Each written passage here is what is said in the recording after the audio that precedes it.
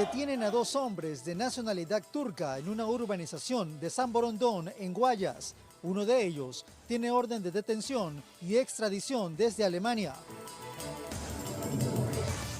Policía desarticuló una banda delictiva dedicada al robo de vehículos y falsificación de matrículas que operaba en el noroeste de Guayaquil. 2 personas murieron y una resultó herida tras la caída de una avioneta que cubría la ruta Guayaquil-Santa Rosa. La aeronave sufrió el percance en una zona montañosa. Ministerio de Salud denuncia presunto sobreprecio en el Hospital Francisco y Casa de Guayaquil. En lo internacional, en Estados Unidos, concluyen los alegatos finales en el juicio contra el expresidente de ese país, Donald Trump, por el pago irregular a una actriz de cine para adultos. El jurado deliberará desde este miércoles. Así empieza la noticia. Emisión estelar.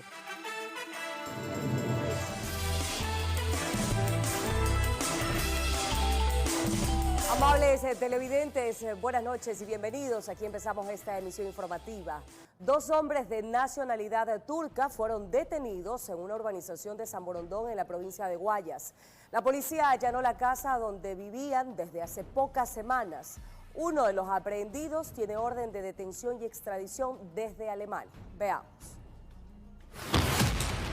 Fueron agentes de la Unidad de Inteligencia y Grupos Tácticos que llegaron hasta la isla Mocolí. En una de las urbanizaciones, llegaron directo hasta una de las casas, y al entrar encontraron los 2 objetivos, 2 hombres de nacionalidad turca que estaba cada uno en una habitación. Arriba está.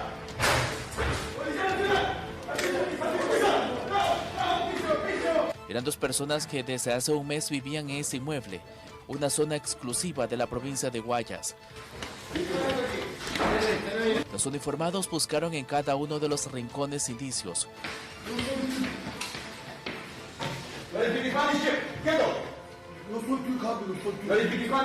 Pero solo lograron hallar esta pistola, con aproximadamente 50 municiones, además de tarjetas de crédito y débito, y documentación que aportaría para analizar los movimientos bancarios y nexos en el país. Uno tenía alerta roja de Interpol y había orden de detención y captura por la justicia alemana desde el año 2022. Lo habían considerado como una búsqueda europea y no internacional, según los documentos que maneja la institución del orden ecuatoriana. Por su parte, la Fiscalía informó que formuló cargos por el presunto delito de tráfico ilícito de armas, en este caso. Asimismo, comenzaron las indagaciones para atar cabos de supuestos nexos con grupos dedicados al narcotráfico en Ecuador y sobre todo para conocer cuáles eran los motivos para permanecer aquí y quiénes eran sus contactos. Se presume que pertenecerían al grupo terrorista islámico ISIS, lo que estaría por confirmarse de parte de las autoridades en Ecuador, que aún no se han pronunciado sobre este caso, que desde ya hace eco en países de Europa, informó Charlie Pizarro. 22 horas con 3 minutos y nos enlazamos con Charlie Pisa, quien nos tiene importante información. Mi querido Charlie, buenas noches. Cuéntanos qué noticias nos tienes. Adelante. Buenas noches, Ándale, así es, estamos en el kilómetro 18 de la vía Daule, donde hace aproximadamente una hora se registró un lamentable accidente de tránsito. Un joven perdió la vida, quien era el acompañante del conductor de ese furgón que venía en el sentido norte-sur, ingresando a la ciudad de Guayaquil, cuando se subió a uno de los muros, algo parecido a un parterre aquí en la vía Daule que han construido hace poco. De repente se cruza el carril del frente y termina en estas condiciones, impactándose con la cabina de este tráiler, un cabezal que también iba en el sentido sur-norte. De aquí sacaron el personal del Cuerpo de Bomberos de Guayaquil con sus equipos especializados, los cuerpos. El conductor se encuentra con algunas lesiones, al igual que el conductor del tráiler, pero quien perdió la vida es un joven quien iba acompañando al chofer de este furgón. Aún se desconocen las motivaciones de por qué terminó de este lado, en este carril. Aún se desconoce si es por exceso de velocidad o alguna falla técnica del automotor. Pero el cuerpo fue retirado hace unos minutos y ya trasladado por personal del OIAT hasta el Laboratorio de Criminalística y Ciencias Forenses. De este lado, Vemos al personal del cuerpo de bomberos que está esperando que retiren a los dos vehículos de transportación de carga para también hacer la respectiva limpieza del combustible que se ha derramado aquí en el kilómetro 18 de la vía Daule. Estamos al pie, al frente de la cárcel regional y a pocos metros de la penitenciaría. Es lo que ocurre a esta hora de la noche, 22 horas con 5 minutos en el kilómetro 18 de la vía Daule. Buenas noches. Lamentable situación. Te agradecemos, Charlie, por este reporte. La Policía Nacional desarticuló una banda delictiva dedicada al robo de vehículos y falsificación de matrículas que operaba en el noroeste de Guayaquil. Además, recuperó decenas de viviendas en las que mantenían a personas secuestradas. Como Génesis, de 24 años, fue identificada la cabecilla de la estructura delictiva dedicada al robo de vehículos bajo la modalidad de secuestro extorsivo. La fémina, quien tiene antecedentes penales, fue detenida junto a 4 sujetos más durante un allanamiento a domicilio en el sector de Monte Sinaí. Ella es la que utiliza a estas personas en su teléfono. Encontramos información de varios vehículos robados de esta señora. Tiene una denuncia también por secuestro extorsivo. Ella provee las armas a los delincuentes para que cometan estos ilícitos. Eso es, para que roben los vehículos. Se investiga, sí, para realizar el cambio de propietario de los vehículos de forma fraudulenta, participaron funcionarios de instituciones de tránsito. Y debe tener un cómplice para que esos vehículos que ya son robados los matricula y los vende legalmente. Inclusive tiene un facturero, o sea, puede fungir como una comerciante de compra y venta de vehículos. En este caso ella aduce de que está embarazada, de estar así, pues va a salir en libertad por ley. Este resultado se obtuvo durante la ejecución del operativo Resurgir 21 por parte de la Policía del Distrito Nueva Prosperina. Se allanaron y recuperaron 42 viviendas utilizadas para el almacenamiento de drogas y armas de fuego, además para mantener a personas secuestradas.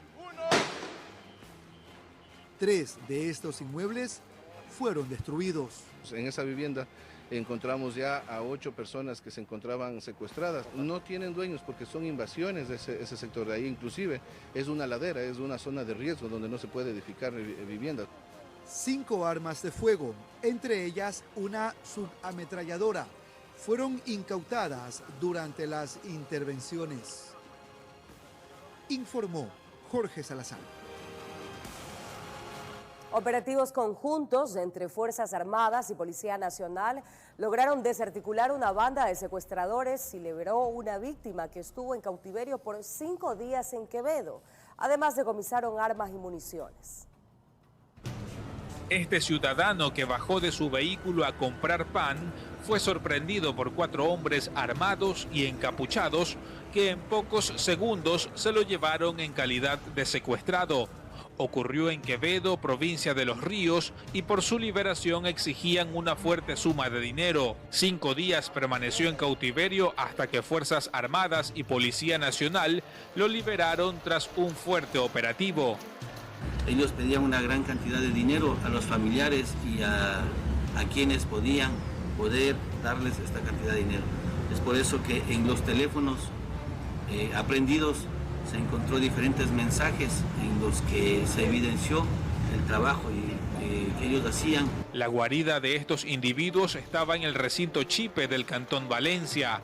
En total, 10 personas fueron capturadas, incluidas 3 mujeres, una de ellas menor de edad y otra embarazada. Además, decomisaron 7 armas de fuego. Un rifle calibre 22, un arma de fuego tipo carabina, 3 armas de fuego tipo revólver, 2 armas de fuego de fabricación artesanal calibre 38, 14 municiones de diferentes calibres. También recuperaron 8 motocicletas reportadas como robadas, 7 motos retenidas, un automóvil y teléfonos celulares con registros de mensajes y llamadas extorsivas. Es por ese motivo que se confirma la participación delictiva de estos aprehendidos. El ciudadano que fue puesto a salvo por las autoridades finalmente se reunió con su familia, mientras la policía pide que los casos de secuestros y extorsión sean denunciados y no paguen sumas de dinero a estas organizaciones terroristas, informó Martín Soto. 2 personas murieron y una resultó herida tras la caída de una avioneta que cubría la ruta Guayaquil-Santa Rosa.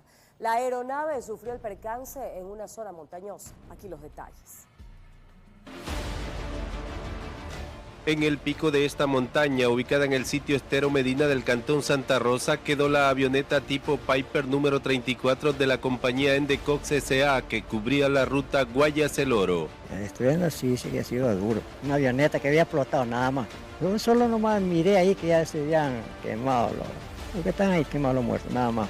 Tras la explosión, la aeronave se incendió con 3 ocupantes a bordo, 2 fallecieron calcinados, uno fue trasladado aún con vida a una casa de salud, con fracturas en diferentes partes de su cuerpo y quemaduras de primer y segundo grado. Nos encontramos en una zona, como ustedes pueden visualizar, es de difícil acceso, un terreno irregular, donde el trabajo fue arduo para poder ingresar en primera instancia a la zona donde fue el siniestro y de segunda pues poder ayudar en recuperar los cuerpos y poder sacar a la persona herida del punto. La avioneta había sido contratada por una empresa particular de El Oro para realizar el traslado de valores. Venía desde Guayaquil y a unos 5 kilómetros de llegar al Aeropuerto Internacional Santa Rosa ocurrió el percance. No logró llegar, no logró aterrizar en Santa Rosa, por lo que únicamente está la avioneta y los ocupantes. El traslado de valores o el dinero que iban a trasladar hasta la ciudad de Guayaquil no pudo embarcar, ¿sí? Todavía no llegaba a la ciudad de Santa Rosa, es lo que se conoce hasta el momento. Los fallecidos son el capitán David Parreño y el pasajero Augusto Viera. La tercera persona herida se llama Adrián Yumbala, quien está con pronóstico reservado. La Dirección General de Aviación Civil se pronunció mediante comunicado solidarizándose con los familiares de las víctimas, mencionando que se dio inicio a las investigaciones de rigor, informó Richard Ceballos. Hallan el resto del cuerpo del hombre que fue descuartizado en Puerto Viejo, provincia de Manabí. En ese punto del país también se registró otro asesinato. Un día después del hallazgo de la cabeza y brazos de un hombre de aproximadamente 35 años de edad en distintos sectores de Puerto Viejo, que estaban envueltos en sacos de yute, apareció el resto del cuerpo flotando sobre el río Puerto Viejo, en el sector de Puente El Salto. La Policía Nacional, a través del sistema 911, tuvimos una alerta en este lugar en donde hemos encontrado partes de restos humanos.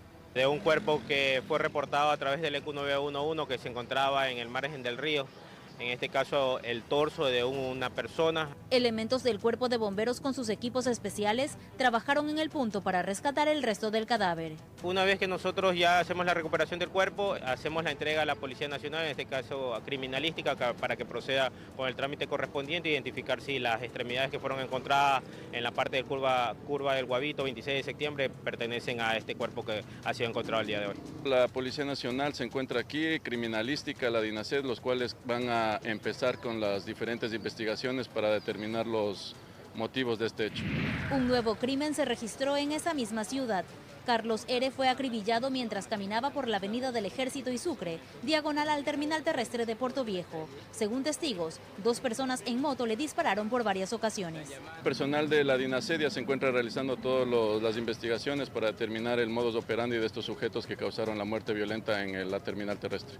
En la escena del crimen se encontraron 14 indicios balísticos. La DINASED busca a los implicados, informó Roselena Vasconés. Pasajeros de un bus interprovincial vivieron momentos de pánico cuando un hombre armado secuestró la unidad de transporte en Ibarra, provincia de Imbabura.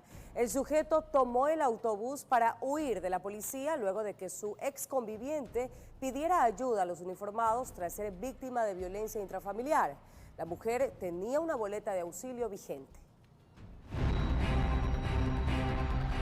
Un hombre de 41 años identificado con el alias Cirilo amedrentó con un cuchillo a los 17 ocupantes de un bus intercantonal de la cooperativa Flota Anteña Disco número 4 que cubría la ruta Ibarra-Chaltura y secuestró la unidad durante aproximadamente 1 hora y media. El hecho ocurrió en la provincia de Imbabura la noche de lunes. La expareja del sujeto, quien tenía una boleta de auxilio vigente, pidió ayuda a la policía tras ser víctima de violencia intrafamiliar.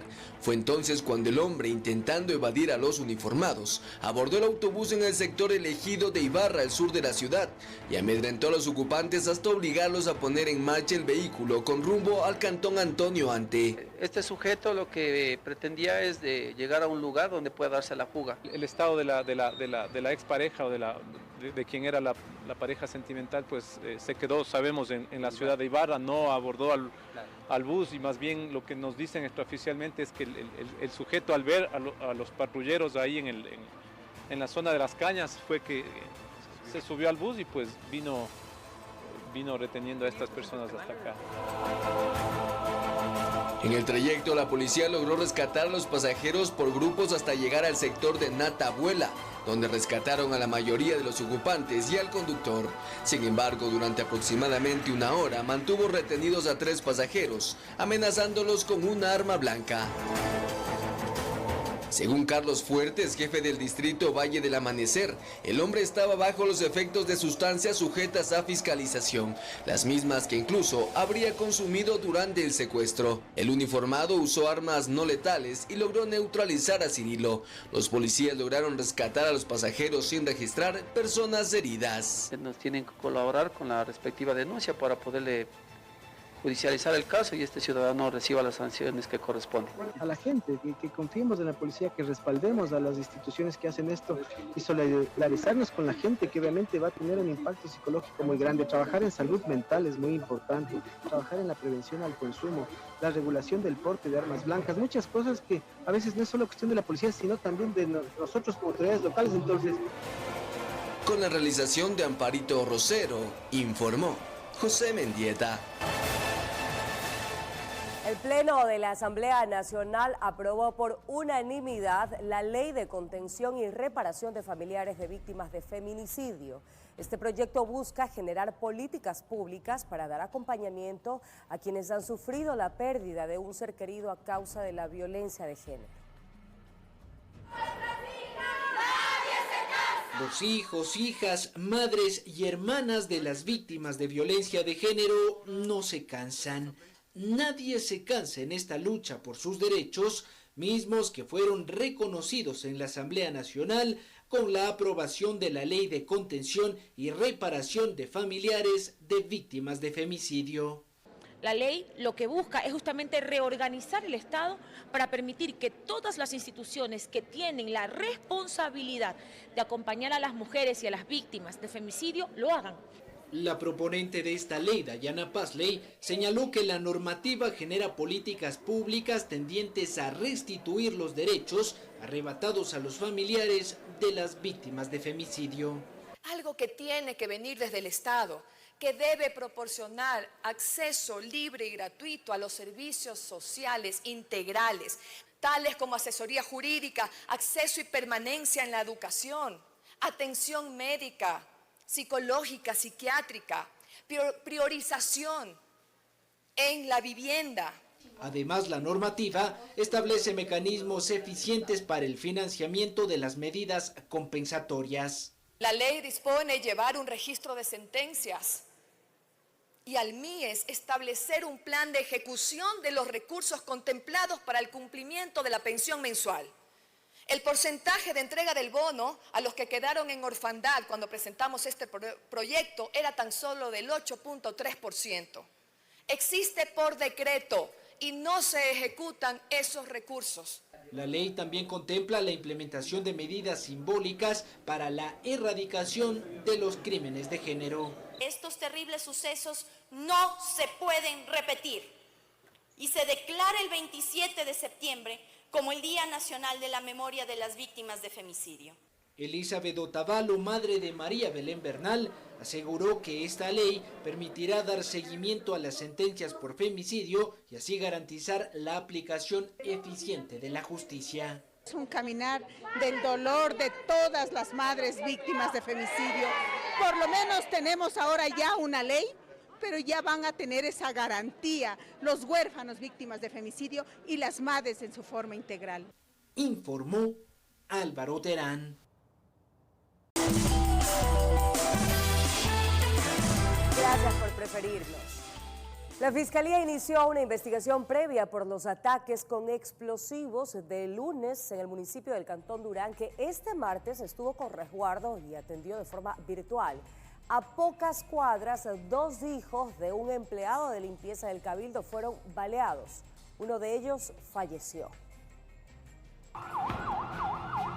La tensión no baja en el Cantón Durán, a 2 cuadras del municipio y muy cerca de donde miembros de un grupo delictivo hizo detonar explosivos abajo de un automóvil. 2 hombres fueron baleados en el ingreso de su vivienda. Uno fue trasladado a un hospital por lo grave de las heridas y el otro quedó sin vida en su domicilio.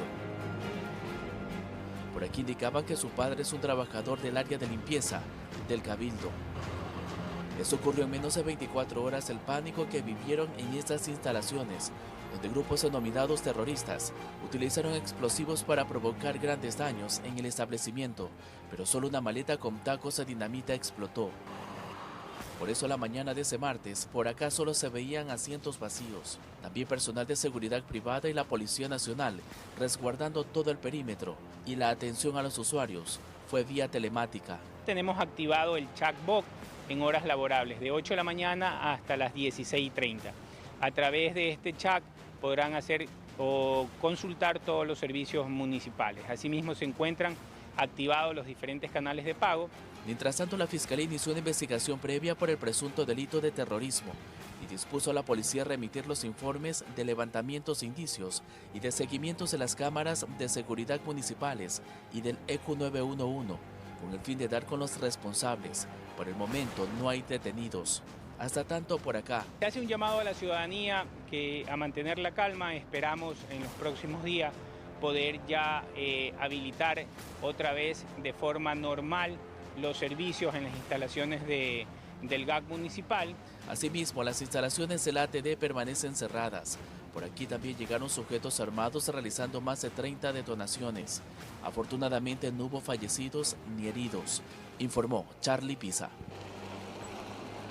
Ante presuntas irregularidades sobre adquisición de alimentos con sobreprecios en el Hospital del Niño de Guayaquil, el Ministerio de Salud Pública presentó una denuncia en Fiscalía para su investigación. Además, solicitó un examen especial a Contraloría sobre los procesos de contratación pública de ese hospital. Tras varias denuncias ciudadanas y ante las irregularidades por una presunta compra de alimentos con sobreprecio en el Hospital del Niño de Guayaquil, el Ministerio de Salud Pública presentó una demanda en la Fiscalía General del Estado. Así lo dio a conocer el ministro de Salud, Franklin Encalada, además de la decisión que se tomó con las máximas autoridades del hospital. Al observar esta irregularidad, lo que hemos procedido, como nos dice, lo demanda la ley, es que hemos desvinculado al gerente, al director médico, y hemos procedido a colocar un nuevo gerente, en este caso está el doctor Dalton Solís.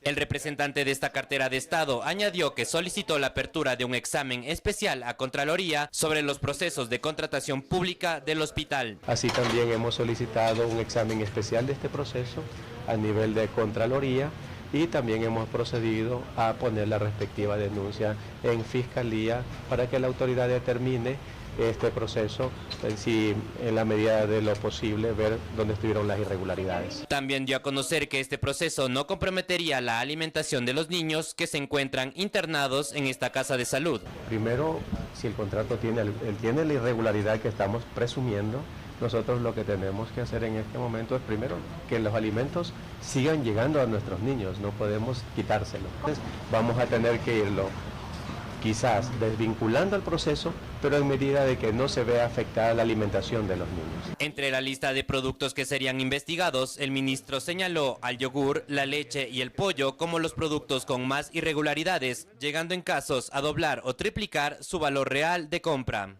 Informó Ítalo Salazar. La posibilidad de que el presidente Daniel Noboa deje en su reemplazo a un ministro cuando tome licencia por la campaña electoral, de acuerdo a constitucionalistas, solo se podría dar si la vicepresidenta Verónica Abad es sancionada por el lado electoral o penal. La carta ya la lanzó el Ejecutivo. Solo cuando existe una ausencia definitiva de un presidente o de un vicepresidente, tiene que asumir el presidente de la Asamblea y llamar inmediatamente a elecciones. No estamos en ese caso, y lo que podría darse, en el caso de que esto prospere, es de que ante la ausencia del primer mandatario y la segunda mandataria, se encargue la presidencia de la República a un ministerio, que es lo que establece la propia Constitución. Pero como le digo, son todavía hipotéticos. Es la teoría que busca reforzar el gobierno nacional como salida a quien reemplazaría temporalmente al presidente Daniel Noboa cuando coja licencia por la campaña electoral. La intención sería no dejarle a la vicepresidenta Verónica Abad por la relación tensa que viven. El constitucionalista Gustavo Silva no lo ve factible. Si nosotros, somos respetuosos de la democracia y además de la Constitución, entonces veo que no es posible que el presidente encargue la presidencia precisamente a un ministro cuando hay una vicepresidenta en funciones. ¿Esto por qué?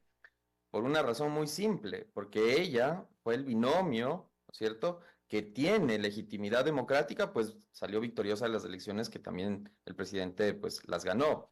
Pero no todos los caminos irían por el mismo sentido. A Abad se le podría complicar el panorama, de acuerdo a la óptica del constitucionalista Andrés Yunda. Entiendo que la vicepresidenta se encuentra en dos conflictos jurídicos. El uno, en el Tribunal Contencioso Electoral, denunciada por una infracción electoral como tal. Y también en Fiscalía por una oferta de tráfico de influencias que ya fue llamada para que rinda versión por el caso denominado Nene.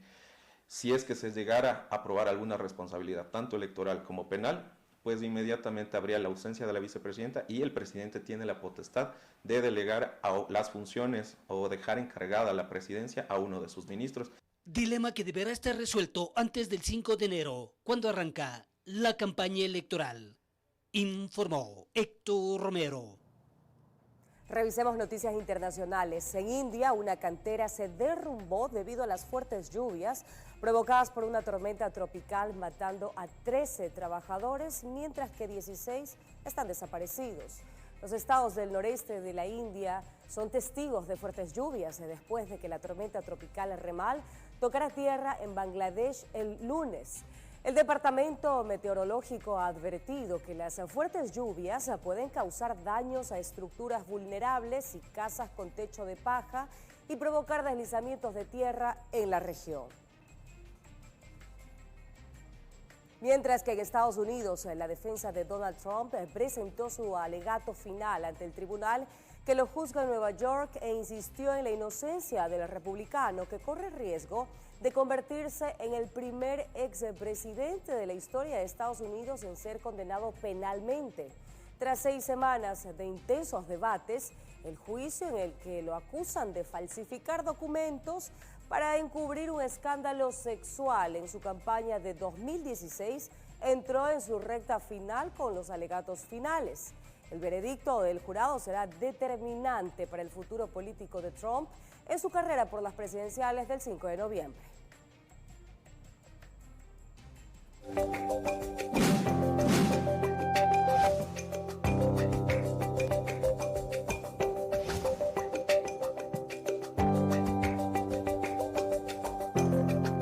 Este 29 de mayo se celebra el Día Nacional de la Ciencia, una fecha dedicada a recordar el esfuerzo del ser humano por resolver problemas en busca de desarrollar tecnología que le permita innovar procesos, facilitando la calidad de vida de las personas. El desarrollo de proyectos científicos lleva a un país a tecnificarse e innovar, fortaleciendo su competitividad ante las otras naciones, lo que se traduce en mayor empleo y réditos económicos. Para ello debemos recordar que la ciencia es el conjunto de conocimientos organizados, jerarquizados y comprobables, obtenidos a partir de la observación de los fenómenos naturales y sociales. A nivel mundial, algunos países han tomado protagonismo gracias a la ciencia. Corea del Sur en la década de los 60 tenía exactamente el mismo Producto Interno Bruto del Ecuador. Y ahora entonces el Ecuador tiene entre $6.000 y $7.000 de Producto Interno Bruto per cápita y Corea está arriba de los $45.000. ¿Eso por qué? Porque invirtió muchísimo dinero en ciencia. Entonces la ciencia es importante para el desarrollo de los pueblos. En nuestro país, el sector camaronero es uno de los que más ha aprovechado los conocimientos para mejorar sus procesos productivos y la calidad de sus productos. Han investigado primero cuál es el mejor alimento. Han conseguido entonces camarones que son más resistentes a los virus, más resistentes a las bacterias, y después de eso, cómo congelo y después cómo exporto. Sin embargo, en otras áreas no sucede. Por ejemplo, en tener un banano que sea resistente a través de ingeniería genética a cicatoca negra. Eso evitaría que tengamos que botar tantos agrotóxicos en la mayor cuenca hidrográfica de América del Sur, que es el Guayas. El cacao ecuatoriano, que es tan cotizado, yo creo que todavía falta investigación. Y dentro de salud humana tenemos todavía problemas con dengue y hay que investigar más las nuevas enfermedades que están saliendo. Por otro lado, el presupuesto del Estado no cuenta con un rubro importante para invertir en el desarrollo científico. Los gobiernos siempre han ofrecido el 1% del Producto Interno Bruto para investigación y sería una maravilla que eso se conserve, pero lamentablemente no llega al 0.4%. Informó Maite Morán. Nuevas vacunas contra el COVID-19. Mañana en La Noticia en la Comunidad estaremos en vivo desde un centro de salud con un especialista que nos indicará el por qué debemos retomar la vacunación. RTS siempre junto a usted. De regreso con más noticias para todos ustedes. El crédito con el FMI no está aprobado aún, así lo señaló el ministro de Finanzas, Juan Carlos Vega, durante su comparecencia ante el Pleno del Legislativo. El ministro de Finanzas, Juan Carlos Vega, compareció este 28 de mayo ante el Pleno de la Asamblea Nacional. Su presencia respondía al requerimiento de los legisladores, quienes solicitaban detalles del acuerdo con el Fondo Monetario Internacional. El funcionario aclaró que no se trata de un acuerdo comercial, sino de una operación de financiamiento público por $4.000 millones. La operación de crédito con el Fondo Monetario Internacional no es un acuerdo comercial. Es una operación de financiamiento público que, en cumplimiento con el artículo 289 de la Constitución de la República sobre la contratación de deuda pública, autorizada por el Comité de Deuda y Financiamiento. En su explicación, Vega enfatizó que este financiamiento apoya activamente el programa económico del gobierno ecuatoriano. Con medidas tributarias, con el apoyo de todos ustedes ya tomadas, que han permitido incrementar los ingresos del Estado y darnos sostenibilidad fiscal y ser sujetos de crédito de la comunidad internacional.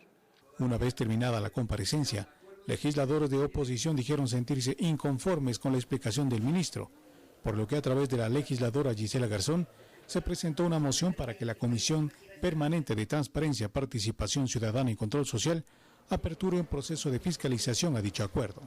¿Cuánto es que van a significar en obra pública, en mejoramiento de la policía, chalecos, motos, unidades educativas deterioradas y demás, los cerca de $4.000 millones?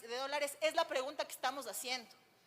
La bancada oficialista, a través de Valentina Centeno, señaló que este tipo de negociación técnica debe cumplir un procedimiento y el legislativo no puede interferir en el mismo. No es lo mismo fiscalizar que interferir en el bienestar del país, interferir en los acuerdos de negociación técnica que está llevando a cabo el gobierno, interferir en los mecanismos de financiamiento del Ministerio de Finanzas e impedir que este país salga adelante cubriendo las deudas, que en esta misma asamblea exhortamos al gobierno todos y cada uno de los plenos que cumpla.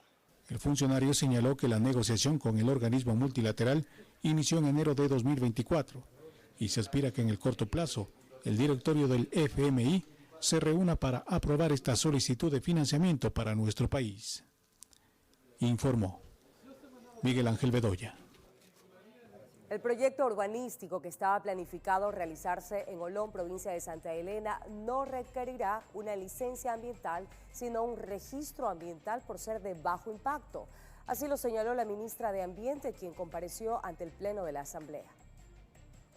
La entrega del registro ambiental para el proyecto urbanístico ECO, que estaba previsto realizarse en la comunidad de Olón, en Santa Elena, convocó la presencia de la ministra de Ambiente, Sade Fritzsche, quien lamentó que en el tema se haya inmiscuido intereses políticos y una evidente campaña de desinformación. Mucho se ha dicho sobre lo que es y lo que no es un área protegida. La desinformación ha sido la bandera de muchos.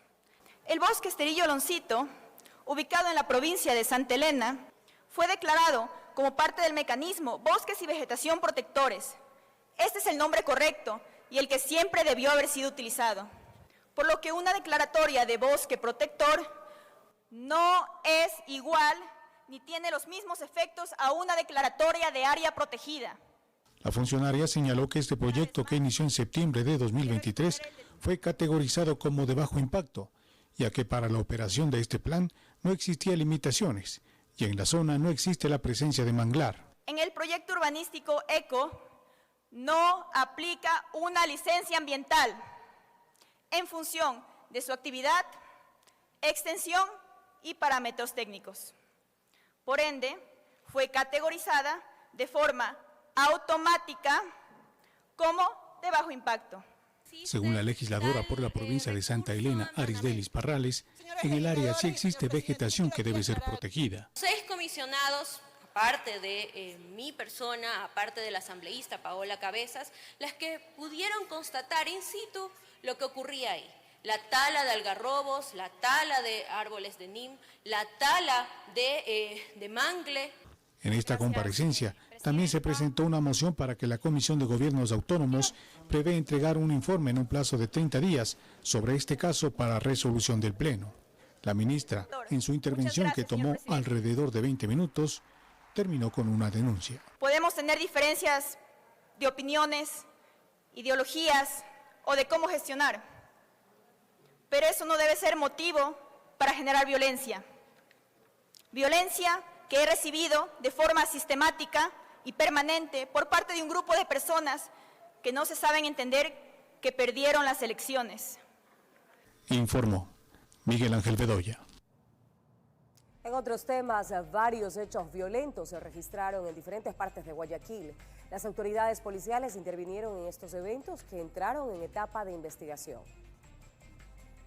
Este es el momento preciso en que la mujer es amedrentada por un delincuente que con un arma de fuego la amenaza varias veces para que entregue la cartera en la que tenía $1,500. Luego de que el ladrón accediera al bolso, la fémina pelea con el antisocial, el mismo que responde propinándole 2 disparos. Ella quedó tendida en la calzada de las calles Pedro Pablo Gómez y Machala, en el centro de Guayaquil.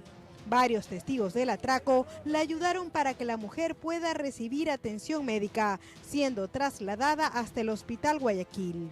Según los galenos que la atendieron, tenía 2 heridas de bala, una a la altura del pecho y otra alojada en la espalda. Su pronóstico es reservado.